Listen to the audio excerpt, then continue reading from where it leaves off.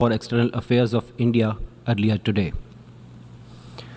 It is most ironic that India, which is committing the worst form of state terrorism in occupied Jammu and Kashmir, while also actively engaging in sponsoring terrorism abroad, is portraying itself as the victim.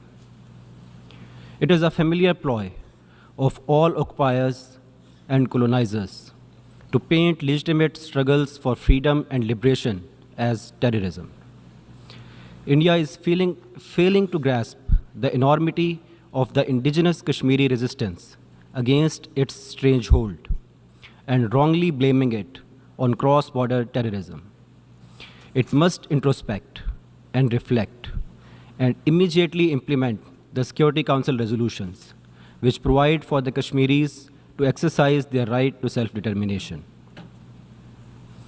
It is India which supports and finances terrorism against Pakistan using its proxies.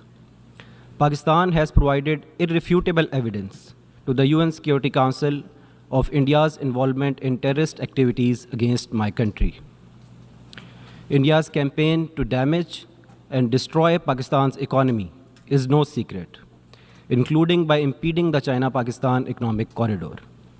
Through the sponsorship of terrorist groups such as the Baloch Liberation Army and the Majid Brigade. India is also supporting terrorism in the Balochistan province of Pakistan. Mr. President, India's assassination campaign against its dissidents residing overseas has been exposed in Canada and the United States, while its leaders publicly boast of murdering their citizens abroad. It is India which seeks expansion of territory through unilateral measures to consolidate its occupation of Jammu and Kashmir in gross violation of international law and crass threats to cross the line of control to take over the liberated territory of Azad Jammu and Kashmir. India's military buildup in nuclear, conventional, new and destabilizing weapons are mainly deployed against Pakistan. India is pursuing highly dangerous war-fighting doctrines to engage in a conventional military confrontation with Pakistan under the nuclear overhang.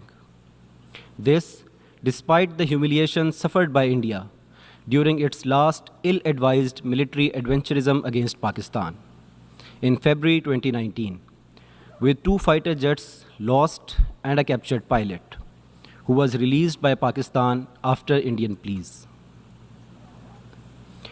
Mr. President, India's quest for regional hegemony is not limited to posturing against Pakistan only, but is also evident by its meddling in the internal affairs of Bangladesh, Sri Lanka, and Maldives.